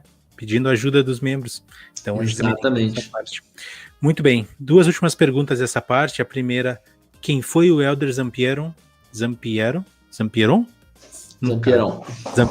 Quem foi o Elder Zampieron na visão do Anderson? Olha, cara, quem foi o Elder Zampieron na visão do Anderson? Eu acho que é um cara que ele trabalhou bastante. Ele sempre procurou trabalhar. teve seus momentos de dificuldade, mas eu sempre procurei trabalhar, sempre procurei dar meu máximo. Então eu acho que a gente tem falhas, mas eu acho que a maneira assim que eu comento com o pessoal é que eu via muitos missionários bons, mas quando chegava no final da missão, os caras se jogavam nas cordas, não queriam mais trabalhar e tal. Então eu tinha comigo que eu precisava treinar no final da missão, para que eu não deixasse a peteca cair, sabe? Então, as minhas últimas 2 transferências, assim, eu acho que... Eu não vou te dizer que foram as mais, porque eu tive transferências assim, que eu caminhei demais, que eu trabalhei demais, mas eu queria que o Oder que eu treinei, o Oder Trindade, ele tivesse o pensamento, assim, de, poxa, eu acho que eu nunca mais vou trabalhar tanto como eu trabalhei nessas 2 transferências.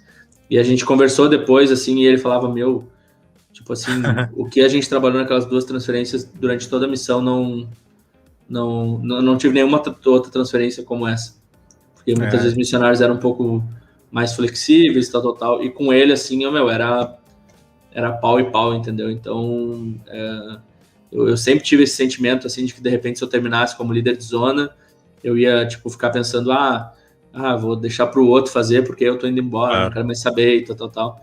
E como treinador, eu não queria que o meu filho, assim, ficasse, tu vê, na última transferência, o cara nem quis trabalhar. A gente trabalhou assim, demais, assim. Ele chegava a dormir de roupa. Ele sentava na cama, assim, e apagava, sabe? Era um negócio, assim... Aquela oração que termina às 4 da manhã porque tu dormiu no meio da oração lá, tão cansado. Levantar e tomar banho para voltar a dormir para acordar às 6:30 da manhã. Tô sabendo. Então, é um negócio bem... que eu me cobrava bastante, né? Então... Eu tenho, assim, que o Anderson, assim, ele vê que eu, por exemplo, eu fiquei, meio doido isso, mas eu fiquei, a partir dos 8 meses de missão, eu fiquei acordando às 5:30 da manhã. Porra. Sabe? Então, eu nunca fui, assim, tive meus problemas com acordar no horário, mas eu lembro que depois que eu botei essas regras, assim, de acordar às 5:30 da manhã, cara, para mim, assim, fazer exercício, assim, foi muito bom. Mudou toda a minha missão, assim, em relação ao trabalho, né? Uhum.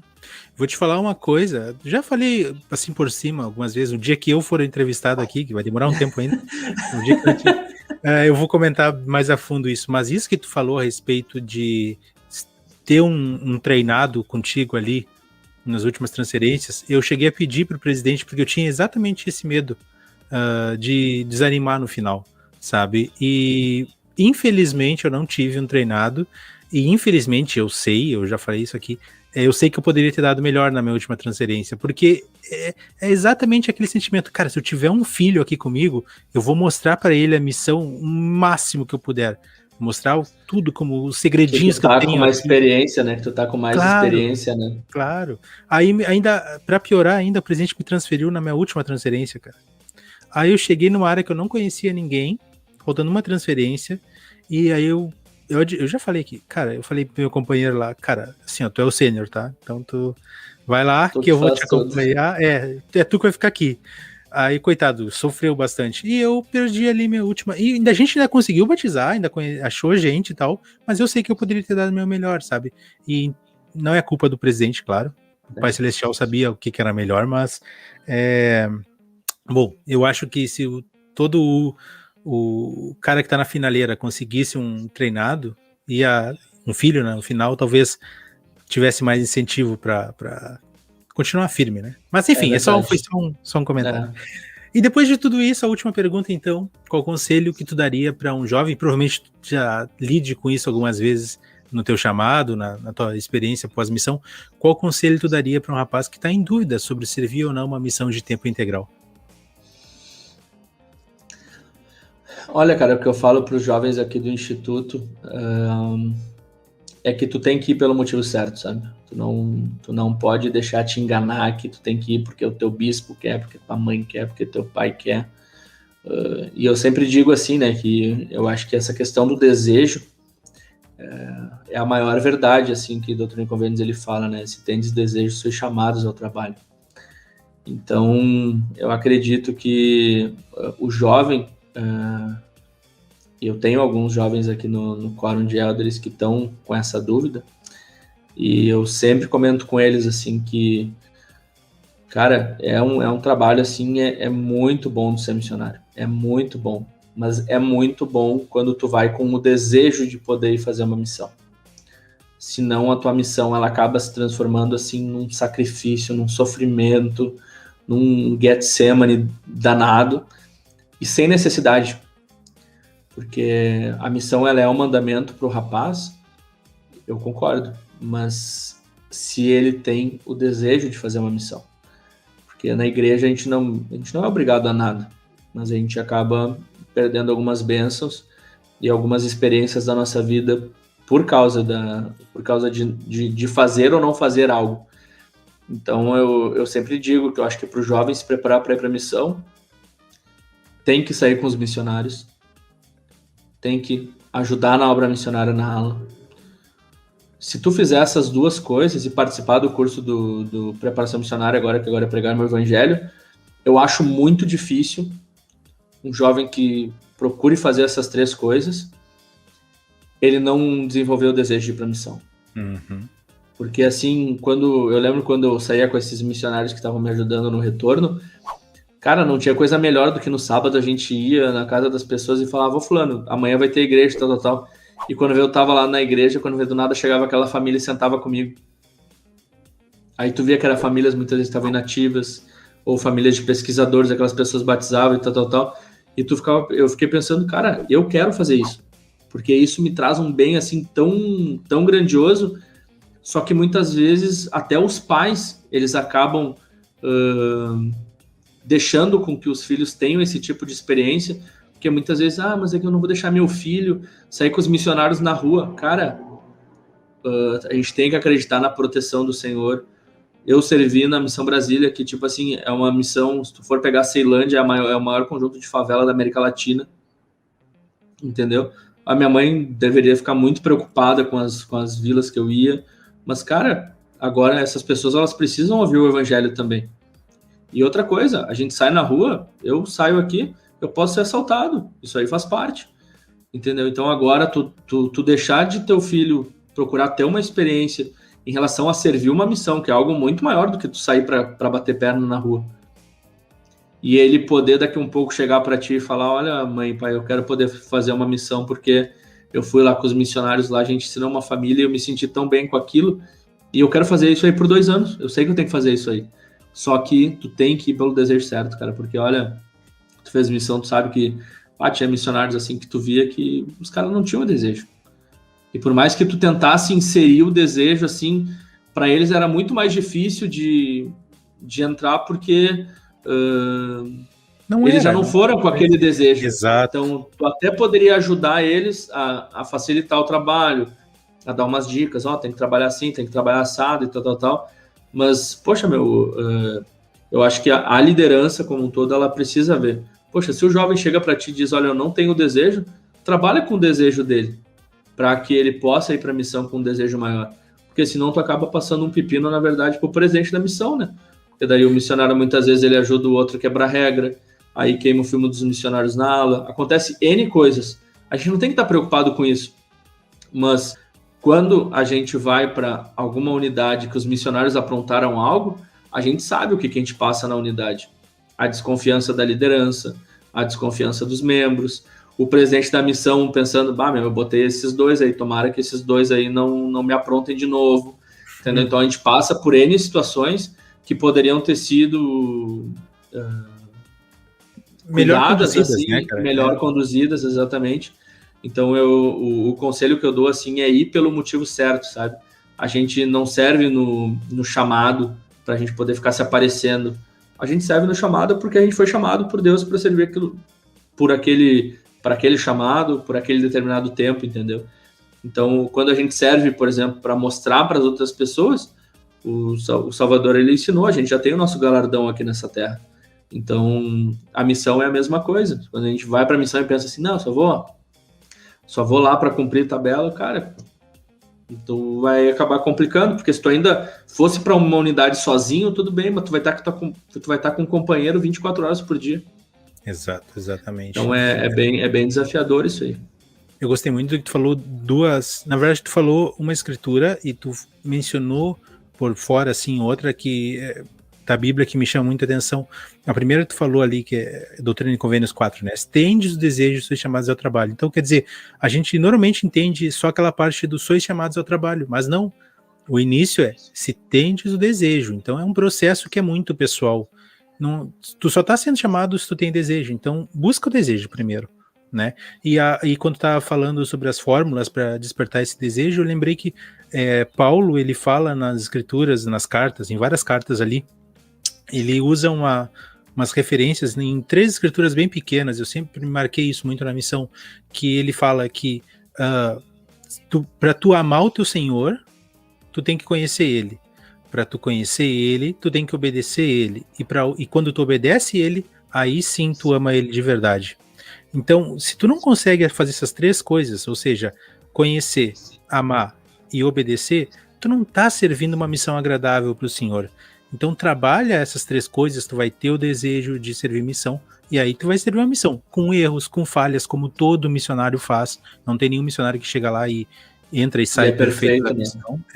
Mas é uma missão que tu vai poder chegar no final e dizer, tá bom, tá aqui, são meus 2 anos. Oferecer isso aqui para Deus, espero que Ele aceite, porque me esforcei. Eu acredito que é por aí, né? Mais ou menos eu acho né? bem isso aí mesmo. Uhum. Muito bem, então. Agora, para finalizar, joguinho de perguntas rápidas, então.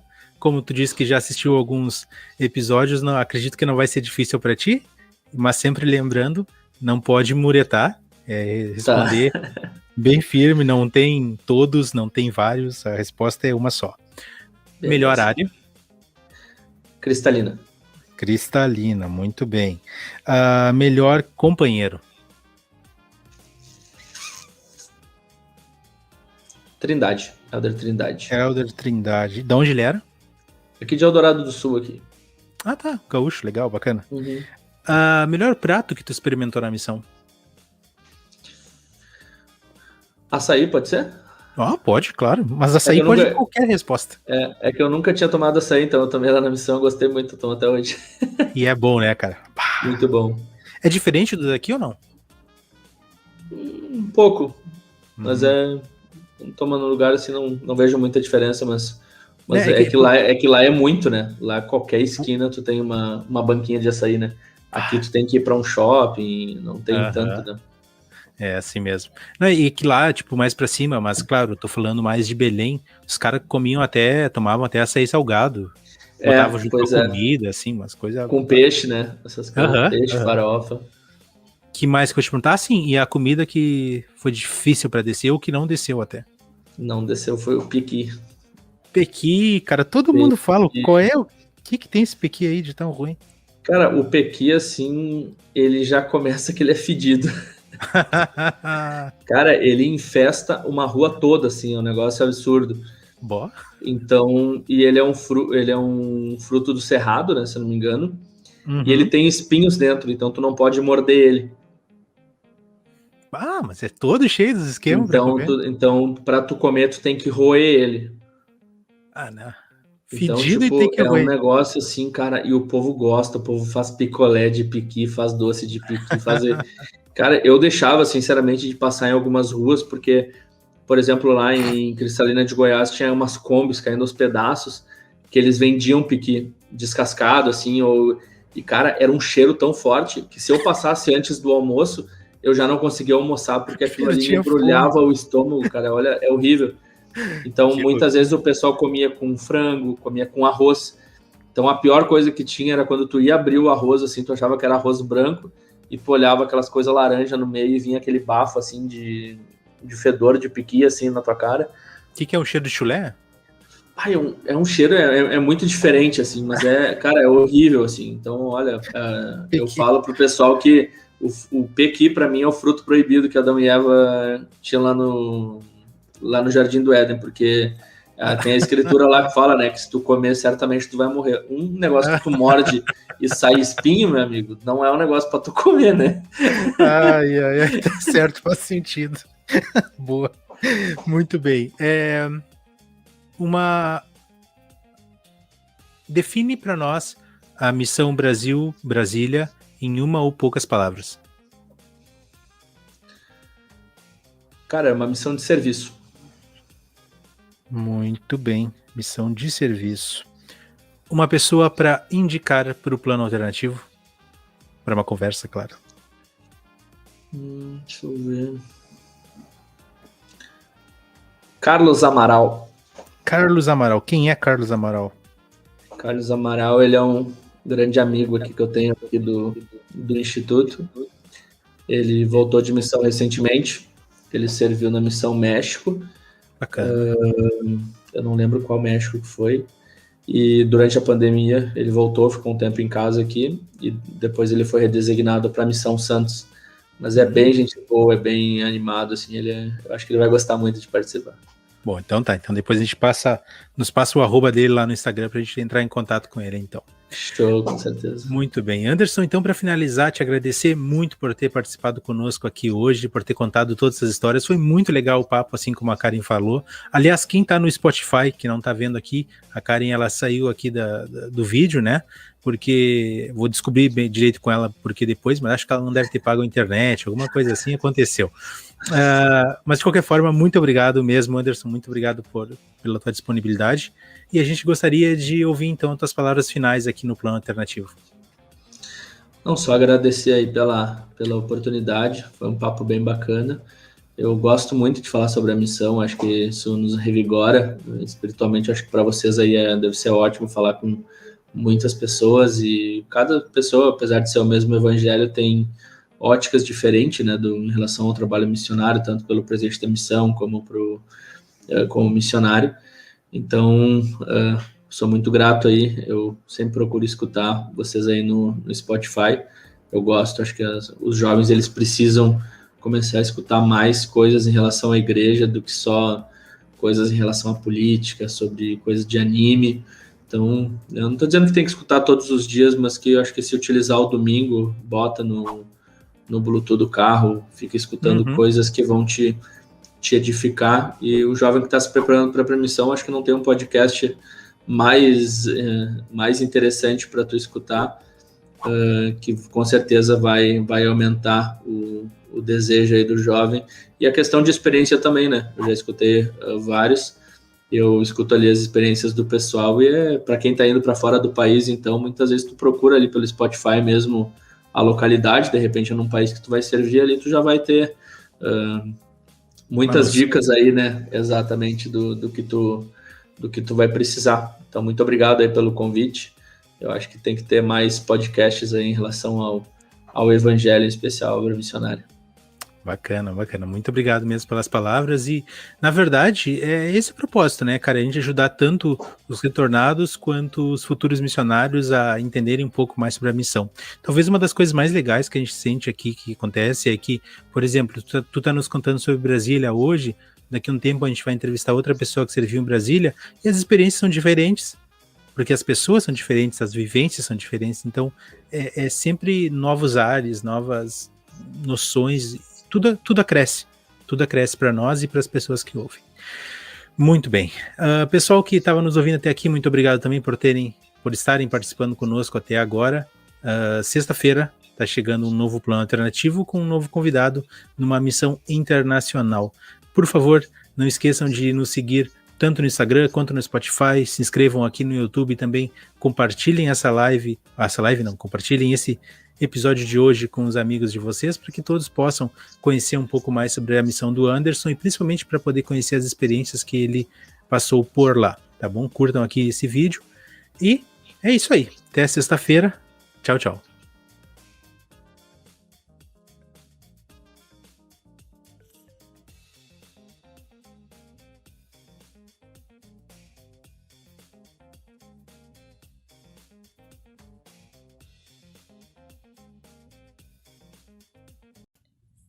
Olá, amiguinhos! Você já deu o primeiro passo para aprender sobre a Palavra de Deus. Aqui você vai aprender um pouco mais sobre as Escrituras. Então deixe o seu like nesse vídeo, se inscrevam aqui no canal Vem Segue-me Primária no YouTube e acompanhem semanalmente nosso conteúdo na Rádio Sud, a sintonia que eleva, todos os sábados e domingos, às 9 da manhã, às 2 da tarde e às 7 da noite. Lembre-se que estudar o Evangelho é mais fácil do que você imagina. Mais do que um professor, você terá a companhia do Espírito para te guiar e te ajudar a entender as mensagens de Deus. Então não deixe de ler e estudar as Escrituras em casa. E hoje vamos aprender um pouco mais da seção 88 de Doutrina e Convênios. Amiguinhos, a seção 88 tem muito assunto para aprender. E aqui, juntos, estamos cumprindo exatamente o que diz no versículo 118 dessa seção. E como nem todos têm fé, buscai diligentemente e ensinai-vos uns aos outros palavras de sabedoria. Sim, nos melhores livros buscai palavras de sabedoria. Procurai conhecimento, sim, pelo estudo e também pela fé. Então vamos aprender e conhecer um pouco mais essas palavras de sabedorias contidas na seção 88. Deus quer que fiquemos perto dele. Quando procuramos nos achegar ao Senhor, ele se aproxima de nós. No versículo 63, ele diz: Achegai-vos a mim e achegar-me-ei a vós. Procurai-me diligentemente e achar-me-eis. Pedi e recebereis. Batei e ser-vos aberto. Existem muitas coisas que fazemos, dizemos e vemos que nos distancia de Cristo. Devemos evitar essas coisas e procurar sempre tudo que pode nos deixar mais próximo do Salvador. O versículo 119 nos ajuda nesse desafio de se afastar das coisas que nos deixam longe de Deus. As instruções dadas pelo Senhor sobre a casa de Deus, que na revelação estava se referindo à construção do templo de Kirtland, pode ser um guia útil para nós ao edificarmos nossa vida e nosso lar. O versículo diz assim: Organizai-vos, preparai todas as coisas necessárias e estabelecei uma casa. Sim, uma casa de oração, uma casa de jejum, uma casa de fé, uma casa de aprendizado, uma casa de glória, uma casa de ordem, uma casa de Deus. Para que possamos fazer essas coisas e sermos imensamente abençoados por nosso Pai Celestial e até mesmo ter o privilégio de ver a sua face, precisamos nos tornar limpos e santificados. E nosso Salvador Jesus Cristo nos ajuda com essa tarefa. Ele nos alerta no versículo 68: Portanto, santificai-vos para que vossa mente concentre-se em Deus. E dias virão em que o vereis, porque ele vos desvendará a sua face, e será em seu próprio tempo e a seu próprio modo e de acordo com a sua própria vontade. Sermos santificados significa nos tornarmos limpos e puros. A santificação é um processo para que a pessoa fique livre do pecado e se torne pura, limpa e santa por meio da expiação de Jesus Cristo. No começo dessa aula, falamos em buscar conhecimento. O Pai Celestial quer que eu e você aprenda. Busque conhecimento, aprenda e obtenha muita inteligência de coisas que nos edificam e vão nos fazer bem, tanto espiritual quanto fisicamente e também intelectualmente. A educação é uma parte importante do plano do Pai Celestial para ajudar-nos a tornar-se mais semelhantes a Ele. A educação que adquirir será valiosa para você na mortalidade e no mundo vindouro. Podemos obter muito conhecimento não somente na escola, mas também em nossa casa, na igreja, no templo. Todos esses lugares também são como uma escola, onde podemos aprender muito e ensinar as outras pessoas também, compartilhando nosso conhecimento e obedecendo o que o Senhor nos pede no versículo 118 da seção 88 de Doutrina e Convênios. Ensinai-vos uns aos outros. Eu vou ficando por aqui. Espero que tenham aproveitado o nosso conteúdo e que ele tenha te ajudado de alguma forma. Continue seus estudos em casa, ainda há mais coisas para aprender. Compartilhe esse vídeo com um amigo. Conte a alguém que ouviu essa aula na Rádio Sud também. Ajude a espalhar o Evangelho maravilhoso de Jesus Cristo ao máximo de pessoas. Um grande abraço a todos e até a próxima semana.